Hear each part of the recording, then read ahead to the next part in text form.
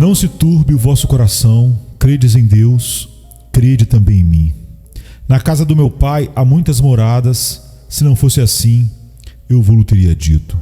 Vou preparar-vos lugar, e quando eu for e vos preparar lugar, virei outra vez e vos levarei para mim mesmo, para que onde eu estiver, estejais vós também.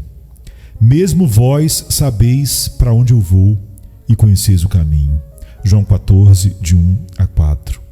Nesse maravilhoso texto, nosso mestre nos aponta os verdadeiros significados de consolação sobre cada tipo de inquietude. Como ele os coloca: não se turbe o vosso coração, creiam. Gentilmente olhem para vossas Bíblias e vocês verão que essa direção é repetida. Ele diz na abertura do verso onde, crede-me, e depois novamente na segunda sentença, crede-me. Eu penso, enquanto tentava entrar no significado dessa sagrada expressão, que eu ouvia Jesus ao meu lado dizendo 3 vezes, crede-me, crede-me, crede-me. Poderia algum dos 11 que estavam com ele ter desacreditado seu Senhor presente? Ele diz, crede-me, crede-me, crede-me, como se existisse uma grande necessidade de incitá-los a confiar nele. Não havia outro remédio, então, para um coração turbado? Nenhum é requerido. Tudo isso é suficiente através de Deus. Se crendo em Jesus, vocês continuam atribulados, creiam nele novamente, até mais completamente e de todo o coração. Se mesmo assim isso não tirar toda a inquietude de vossa mente, creiam nele em um 3º grau, e continua a fazê-lo aumentando a simplicidade e força. Considere isso como o único remédio para a doença do medo e tribulação. Jesus prescreve, crede, crede, crede em mim. Não creia apenas em certas doutrinas, mas em Jesus. Nele é possível cumprir o que ele mesmo fez. Crede nele assim como em Deus. Algumas vezes estamos aptos a pensar que é fácil crer em Jesus assim como em Deus. Mas isso é um pensamento da infância espiritual. Crentes mais avançados não pensam assim. Para um judeu, isso certamente era o certo a se fazer. E eu penso que para nós, gentios, também o é.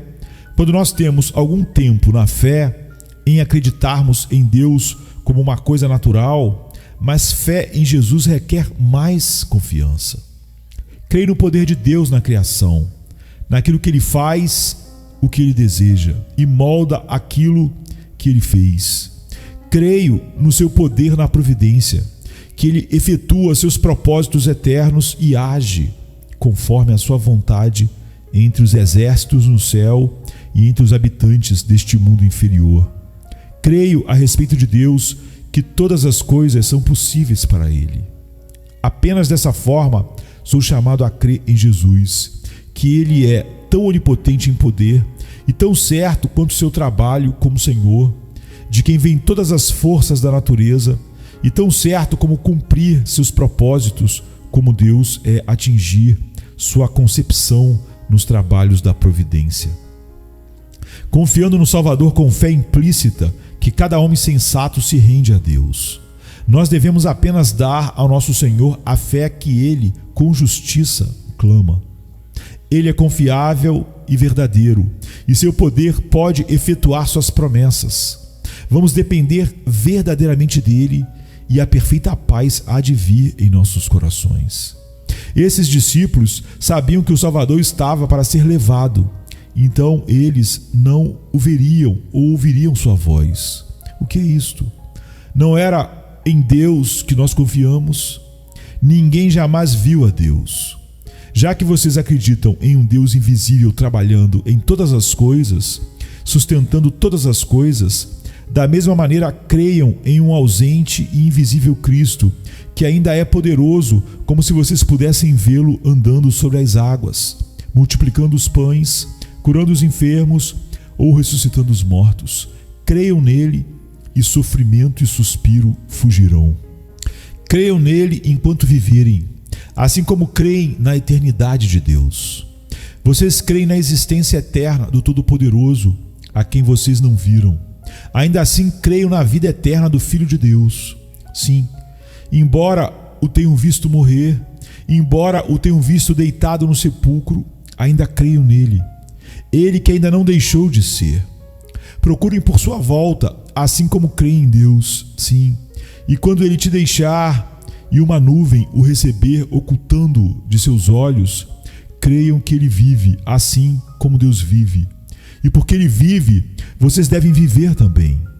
Vocês creem na sabedoria de Deus, vocês creem na fidelidade de Deus, vocês creem na divindade de Deus. Assim como credes em Deus, disse Jesus, crede também em mim. Fé em Jesus Cristo, Ele mesmo, como uma eterna e divina pessoa, é a melhor extinção para cada tipo de medo. Ele é o Rei eterno, imortal, invisível. Maravilhoso conselheiro, o poderoso Deus, o Pai eterno, o príncipe da paz. E, portanto, vocês podem seguramente descansar nele. Esse é o primeiro ingrediente dessa consolação inestimável. Mas agora, nosso Senhor prossegue em dizer que, apesar dele estar partindo, ele estava apenas indo para a casa do Pai. Na casa do meu Pai há muitas moradas. Sim, e isso é uma doce consolação. Estou indo, ele diz, e no caminho vocês me verão flagelado, sangrando, zombado e esbofeteado. Mas eu tenho que passar por isso tudo, para a alegria, descanso e honra da casa do meu Pai.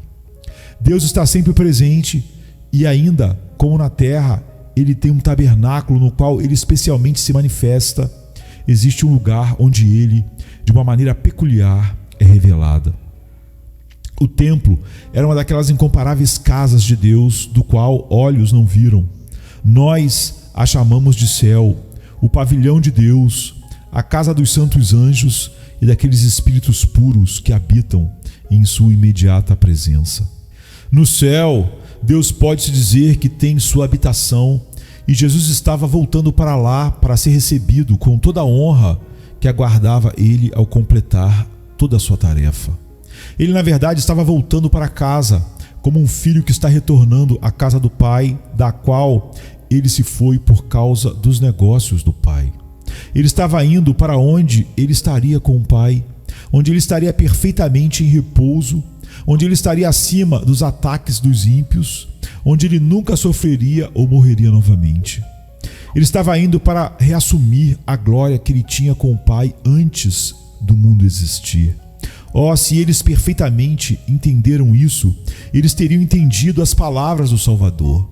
Se me amasses, certamente exultaries, porque eu disse, vou para o Pai, porque meu Pai é maior do que eu. A imaginação erra ao imaginar a glória do retorno do nosso Senhor. A honrável escolta que anunciava a sua aproximação da cidade eterna. A sinceridade da volta do conquistador pelos céus. Eu penso que o salmista nos deu liberdade para crer que quando o Senhor ascendeu, os seres resplandecentes do céu vieram encontrar com ele e clamaram: levantai, ó portas, as vossas cabeças. Levantai-vos, ó portais eternos, e entrará o Rei da Glória. Podemos crer em serafins brilhantes e anjos ministradores que eles trouxeram sua carruagem do alto para suportá-lo em seu trono e bateram suas triunfantes asas e clamaram: o glorioso trabalho está feito. Ele foi visto dos anjos. Eles viram que jubilosa reentrada, a abertura das portas eternas para o Rei da Glória e o triunfo dele através das ruas celestiais, que levou cativo o cativeiro e dispensou dons entre os homens. Eles viram a entronização de Jesus, que foi feito um pouco menor do que os anjos para sofrer a morte, mas foram eles que o coroaram com glória e honra. Não são essas coisas das quais meus lábios balbuciantes podem falar, mas são coisas para vocês considerarem quando o Espírito do Senhor está sobre vocês. Meditem sobre isso para o seu deleite. Jesus se foi através do Calvário para a casa do Pai. Tendo acabado o seu trabalho e concluído sua guerra, ele é recompensado por sua estadia entre os homens como um homem. Toda a vergonha da qual o seu trabalho necessitava está agora perdido no esplendor do seu reino mediador. Vocês, povo de Deus, não se atribulem, pois seu Senhor é rei, seu Salvador reina. Homens ainda podem zombar dele, mas não podem roubá-lo de nem um só raio de glória. Eles podem rejeitá-lo, mas o Senhor Deus Onipotente o coroou. Eles podem negar sua existência, mas ele vive. Eles podem rebeldemente clamar: rompamos as suas ataduras e sacudamos de nós as suas cordas. Mas o Senhor estabeleceu o seu reino sobre o seu santo monte Sião e ninguém pode empurrá-lo do seu trono. Aleluia. Deus o exaltou soberanamente e lhe deu um nome que é sobre todo nome, para que ao nome de Jesus se dobre todo o joelho. Não se turbe o vosso coração pelo barulho da controvérsia, da blasfêmia e da censura de uma era e de uma cultura maligna. Embora haja confusão, como quando o mar ruge em sua plenitude e os ímpios espumam com sua raiva contra o Senhor e contra o seu ungido, contudo o Senhor se assenta sobre o dilúvio. O Senhor permanece rei para sempre. Novamente digamos aleluia. O príncipe foi para os seus novamente. Ele entrou no palácio do seu pai, os céus o receberam. Por que devemos nos atribular? Em terceiro lugar, nosso Senhor deu para seus servos consolo de outra maneira, para entenderem por conclusão que uma grande maioria o seguiria até a casa do seu pai. Ele não apenas os assegurou que ele estava indo para a casa do seu pai, mas ele disse: na casa do meu pai há muitas moradas, muitos aposentos. Essas moradas não foram construídas para ficarem vazias. Deus não faz nada em vão. E além disso, é natural concluir que uma multidão de espíritos incontáveis subirá no tempo certo para ocupar aquelas muitas moradas na casa do Pai. Agora, eu vejo nessa grande consolação uma razão, um indubitável medo que se o Senhor se ausentasse, seu reino poderia falhar. Como haveriam de se converter se ele fosse crucificado? Como eles poderiam esperar, pobres criaturas como eram, estabelecer um reino de justiça na terra? Como poderiam eles tornar um mundo de cabeça para baixo e trazer multidões aos seus pés, as quais ele comprou com seu sangue, se seu braço direito conquistador não foi visto sobre suas cabeças? O Senhor Jesus, na realidade, disse: eu vou, mas vou abrir o caminho para um vasto exército que virá às moradas preparadas. Como o grão de trigo que é lançado no chão para morrer, vou trazer muitos frutos que devem residir nas moradas de descanso. Isso é uma parte da nossa consolação nessa hora. Pouco importa como os homens lutam contra o Evangelho, pois o Senhor conhece os que são seus, e Ele resgatará pelo seu poder aqueles redimidos pelo seu sangue. Ele tem uma multidão de acordo com a eleição da graça soberana daqueles que Ele trará. Ainda que eles pareçam hoje um pequeno remanescente, contudo, Ele encherá muitas moradas. Isso permanece firme como uma rocha. Todo o que o Pai me dá virá a mim, e o que vem a mim, de maneira nenhuma o lançarei fora. Eles se vangloriam que não virão a Cristo, mas o Espírito de Deus previu que eles rejeitariam a salvação do Senhor. O que diz Jesus para pessoas como eles? Mas vós não credes porque não sois das minhas ovelhas. Como já vos tenho dito, as minhas ovelhas ouvem a minha voz, e eu conheço-as, e elas me seguem, e dou-lhes a vida eterna. A incredulidade ímpia dos homens é a sua própria condenação, mas Jesus não perde a recompensa da sua paixão. Nós arremessamos de volta nas faces dos desprezadores de Cristo o desprezo, o qual eles derramaram sobre ele, e lembramos que aqueles que o desprezam serão desmerecidos, seus nomes serão escritos na terra.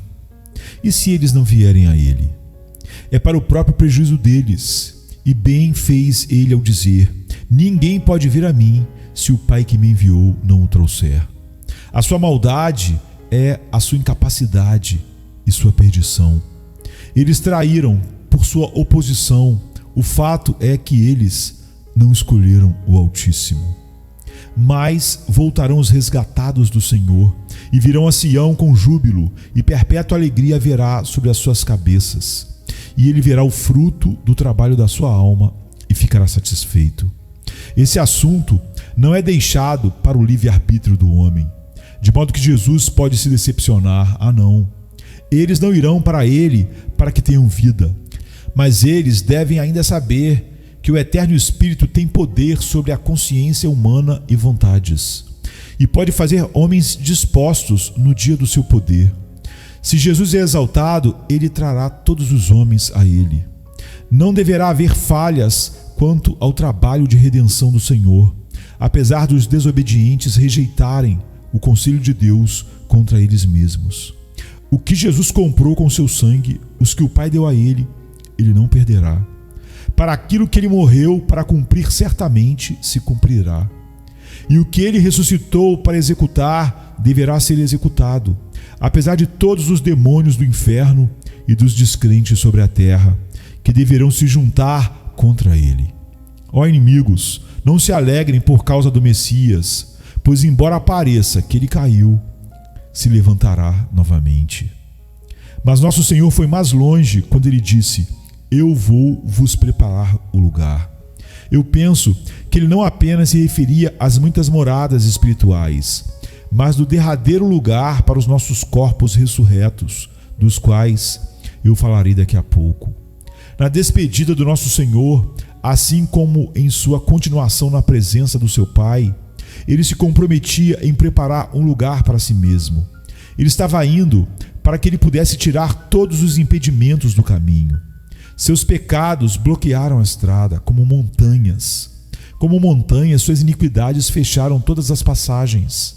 Mas agora que ele se foi, pode-se dizer, e o rei irá adiante deles, e o Senhor à testa dele. Ele quebrou todos os muros de divisão e abriu todos os portões de ferro. O caminho para o reino está aberto para todos os eleitos. Ele passou pela morte para a ressurreição e a assunção, para remover cada obstáculo do nosso caminho. Ele se foi de nós também para preencher cada condição, pois era absolutamente necessário que todos os que entrariam no céu deveriam vestir uma perfeita justiça e deveriam ser formados em perfeito caráter. Nenhum pecado pode entrar na cidade santa. Os santos não poderiam ser perfeitos sem serem lavados no seu precioso sangue e renovados pelo Espírito Santo.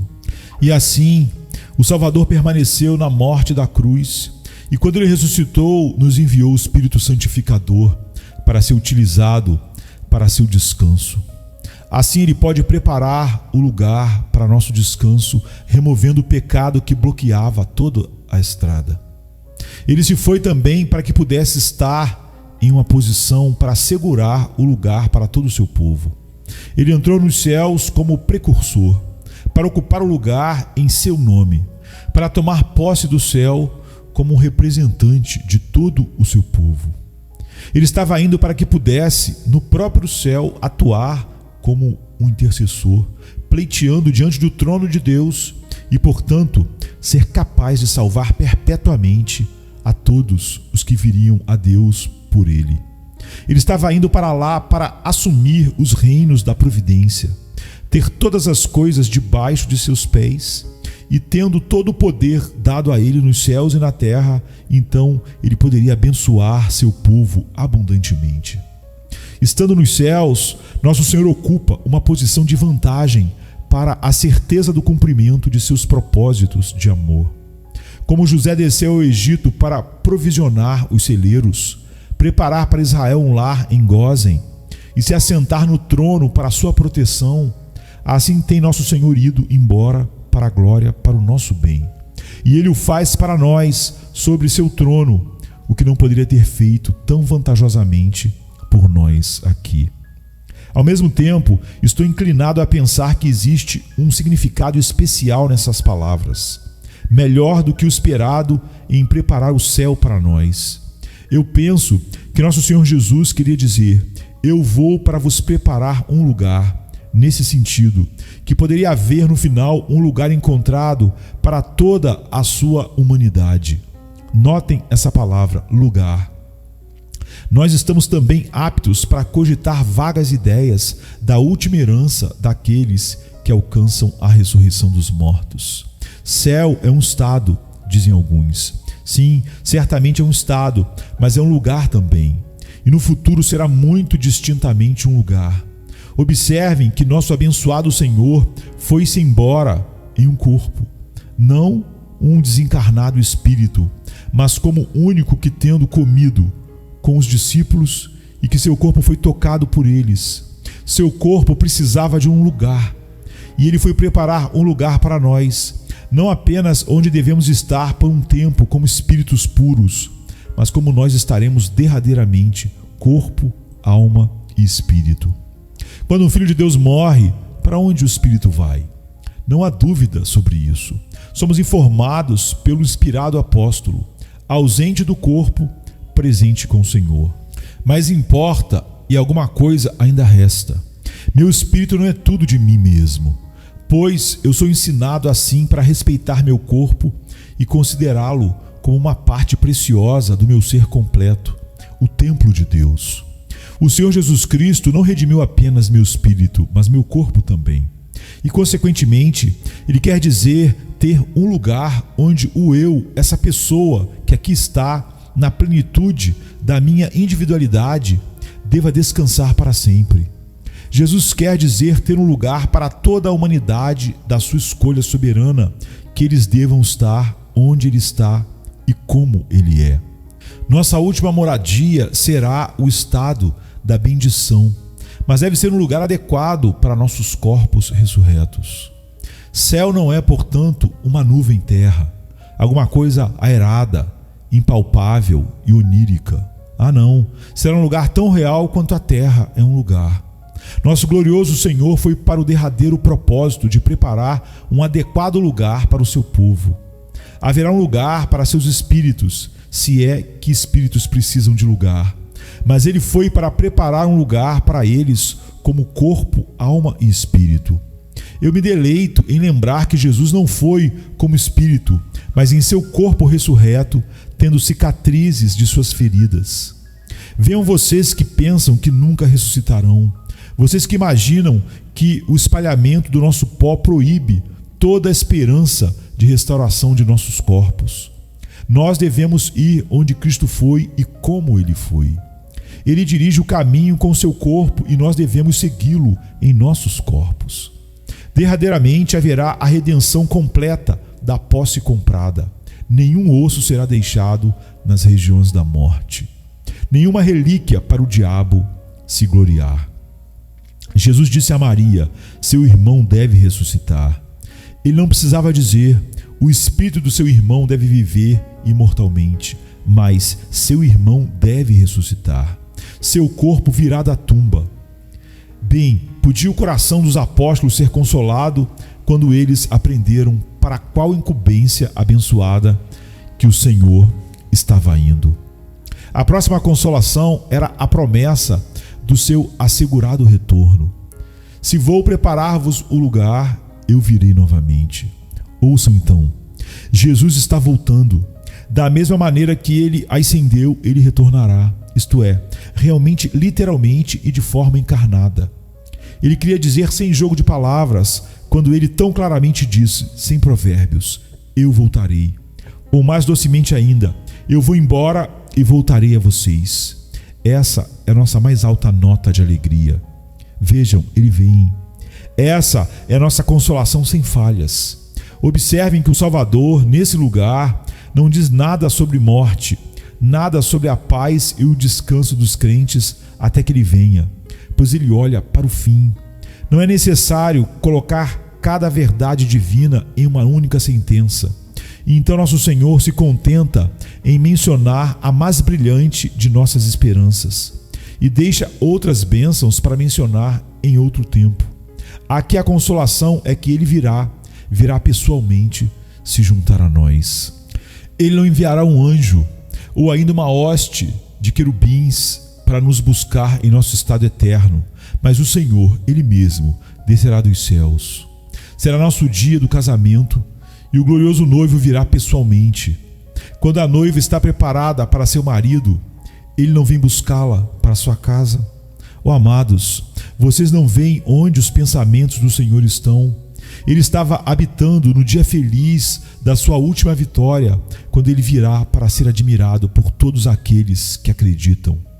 Isto era onde os pensamentos do nosso Senhor estavam, mesmo naquela noite sombria.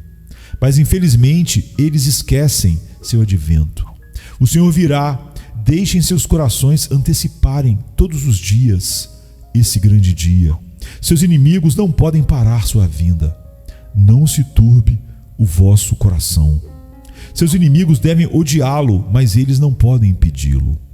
Eles não podem impedir seu glorioso retorno, nem por um piscar de olhos. Que resposta será a sua vinda para cada adversário? Como eles chorarão e lamentarão por causa dele. Tão certamente quanto ele vive, ele virá. E que confusão isso trará sobre os homens sábios que a esta hora estão discursando contra a sua deidade e ridicularizando sua expiação. Novamente eu digo, não se turbe o vosso coração, como para a presente condição da igreja no mundo. Ela não durará muito. Não se preocupem vocês mesmos com a incredulidade, embora esse homem tenha se tornado um traidor, ou o outro que pode ter se tornado desobediente, ou um pastor que prega um falso evangelho, pois as rodas do tempo estão correndo para o dia da gloriosa manifestação do Senhor dos céus. Quão será o assombro de todo mundo quando, com todos os sagrados anjos, ele descer dos céus e glorificar o seu povo. Para isso é a próxima consolação. Ele nos receberá. Quando ele vier, ele receberá seus seguidores com uma recepção cortês. Será a sua recepção de casamento. Será a ceia do casamento do Filho de Deus. Então descerá dos céus a nova Jerusalém preparada como uma noiva para o seu marido. Então virá o dia da ressurreição e os mortos em Cristo ressuscitarão. Então todo o seu povo que estiver vivo na hora da sua vinda será repentinamente transformado de modo a ser entregue de todas as suas fragilidades e imperfeições de seus corpos mortais. Os mortos ressuscitarão incorruptíveis e nós seremos transformados. Então nós seremos apresentados espírito, alma e corpo, sem manchas ou rugas ou qualquer coisa dessas, na clara e absoluta perfeição da nossa humanidade santificada, apresentados ao próprio Cristo. Essa é a mais doce ideia que o céu pode ter, que seremos como Cristo, que o veremos, que falaremos com Ele, que comungaremos com Ele mais intimamente, que nós o glorificaremos, que Ele nos glorificará e que nós nunca seremos separados dEle para sempre e sempre. Não se turbe o vosso coração. Tudo isso está à mão e a partida de nosso Senhor nos assegura isso. Isso foi o último ponto da consolação, que quando Ele vier e receber seu povo, Ele próprio, Ele os alojará eternamente onde Ele está, para que eles possam estar com Ele e desfrutá-lo. Ó alegria, alegria, alegria, indescritível alegria. Não podemos agora, de uma vez por todas, descartar todo o medo na perspectiva da bem-aventurança infinita reservada para nós. Veja que glória, como resplandece, mais brilhante que uma fantasia. Há uma majestade transcendente. Jesus reina, o Rei dos Santos. Abra suas asas, minha alma, e voe diretamente para aquele mundo de alegria. Multidões jubilosas, seu trono circundante, canta com êxtase do seu amor. Pelos céus seus louvores soam, enchendo todos os pátios abaixo. Abra suas asas, minha alma, e voe diretamente para aquele mundo de alegria. O Senhor fala-nos como se nós agora soubéssemos sobre seus acontecimentos e feitos. E então nós fazemos tanto quanto todos os propósitos práticos em questão. Ele diz: para onde eu vou, vocês conhecem. Ele não está indo para um lugar desconhecido, remoto ou perigoso. Ele apenas foi para casa. Para onde eu vou, vocês conhecem. Quando uma mãe manda seu filho para a Austrália, ela está geralmente atribulada porque ela pode nunca mais vê-lo novamente. Mas ele responde: querida mãe, A distância não é nada agora.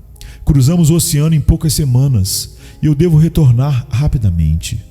Então a mãe está feliz. Ela pensa que o oceano é como um pequeno ponto azul entre ela e o seu filho e o procura para ele retornar, se necessário. Então o Salvador diz: para onde eu vou, vocês conhecem. Tanto quanto dizer: eu vos disse, eu estou indo para a casa do Pai, para as moradas aonde seus espíritos logo irão. E eu estou indo para o propósito bendito de fazer ficar pronto para receber vocês na totalidade da sua natureza. Vocês estão prontos para saber tudo sobre minha partida e meu negócio. Eu estou indo para o glorioso lugar que olhos não viram, mas meu Espírito revelará a vocês. Vocês sabem para onde eu vou e vocês conhecem também o caminho pelo qual eu vou. Eu estou indo pelo sofrimento e morte, pela expiação e justiça. Esse é o caminho para o céu para vocês também, e vocês o acharão totalmente em mim.